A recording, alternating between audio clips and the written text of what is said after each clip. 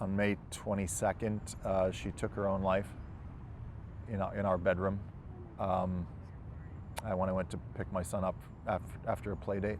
Filmmaker Nick Guta says that before his wife Heidi Ferrer, a television writer, died by suicide at age 50, she was in so much pain she could not walk or sleep, symptoms he blames on long COVID.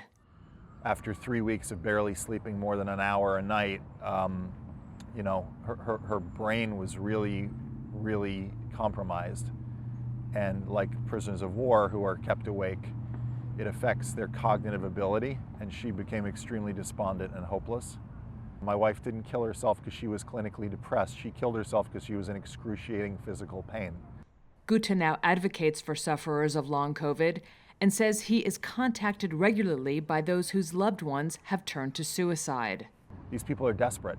They are completely desperate. I know how desperate my wife was.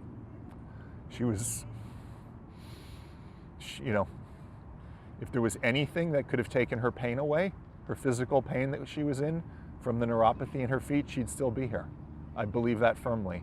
Although much of the world may be moving past the pandemic, for millions of people with long COVID, the suffering remains. Their condition, with symptoms ranging from extreme fatigue and brain fog to shortness of breath, headaches, and pain, is often discounted by doctors and has no proven treatment. Yeah, okay. I can tell because I got like the tinglies in my fingers. So I'm like, all right, I know that's my oxygen being weird. 34-year-old Lauren Nichols, a logistics expert for the U.S. Department of Transportation in Boston, said her struggle with long COVID has lasted 2 years and that she often considered ending her life.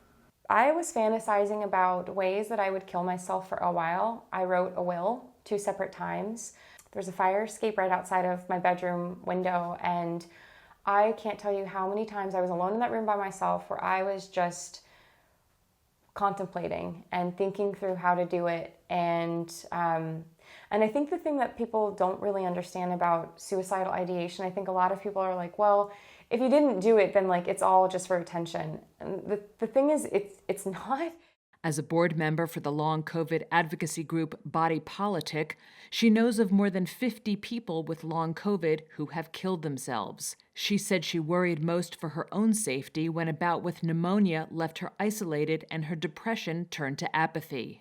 And it was when the apathy that set in, that's when I could sense I was in danger, because I would find myself not caring if I woke up the next day. I was in so much pain that I quite literally fantasized about the million ways that I would end my life because I wasn't being believed. Efforts to study long COVID and suicide risk are still in the early stages. The long COVID advocacy group Survivor Corps polled its members in May and found that 44% of respondents with long COVID had considered suicide, up from 18% a year ago.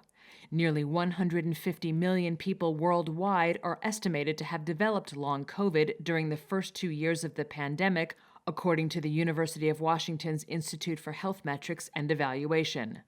While many recover, around 15% of long COVID patients still experience symptoms after 12 months, according to the IMHE. So this headache never went away. I felt fatigued, I felt drained all the time.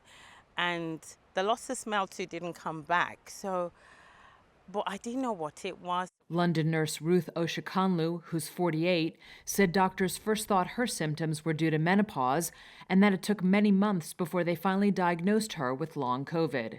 As in the U.S., the UK has ramped up efforts to study the disease, including through a government advisory group focusing on COVID and suicide.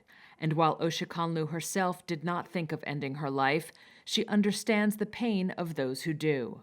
And my anxiety is if we don't give more support, we will find many more people end their lives by suicide.